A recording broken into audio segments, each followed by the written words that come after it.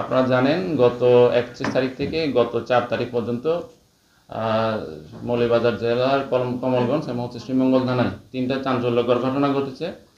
এর মধ্যে একটা হচ্ছে লাউয়াছড়া জাতীয় উদ্যানের ওখানে একটা ডাকাতির ঘটনা, এবং কমলগঞ্জ ইসলামপুর এলাকায় চাচা কর্তৃক 2 ভাতিজিকে হত্যা, এবং শ্রীমঙ্গলে বিকাশ এজেন্ট কর্তৃক প্রতারণার মাধ্যমে ছিনতাই।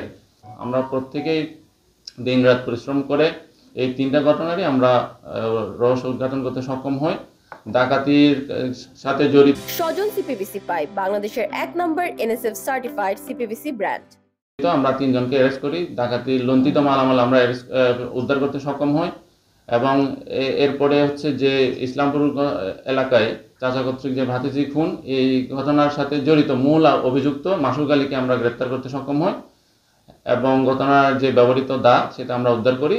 এবং তৃতীয় ঘটনা যেটা হচ্ছে শ্রীমঙ্গল থানায় যে বিকাশ এজেন্ট কর্তৃক ছিনতাই হওয়ার নাটক, সেটা আমরা ঘটনার সাথে জড়িত দুইজনকে অ্যারেস্ট করি, এবং ঘটনার ছিনতাইকৃত 2,21,000 টাকা আমরা উদ্ধার করি। ধন্যবাদ।